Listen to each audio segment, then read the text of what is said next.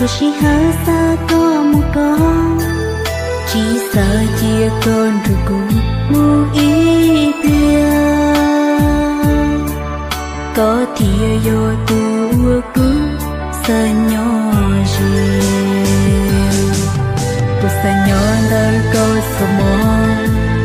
Thôi chỉ hở xa mua có sự, chỉ sợ chia con rồi cũng mu ý bia.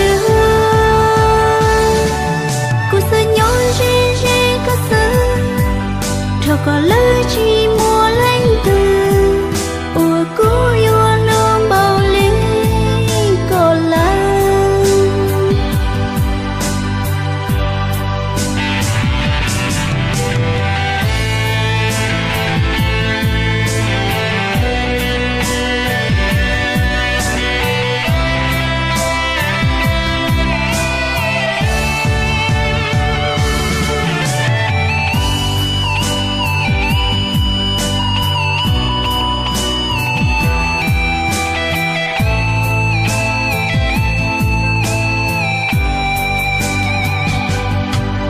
Cô sẽ nhon đời có sương đĩa, số số mô xa mua con gió, xa vườn đôi có ý ra ta mô ly.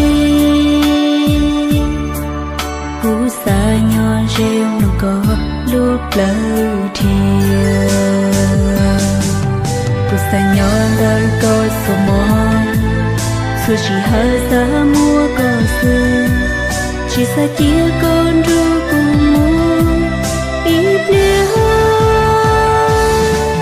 Cô sợ nhỏ rê có sợ, cho có lời chỉ mua lánh từ ủa cố yêu nương bao lý có lắm.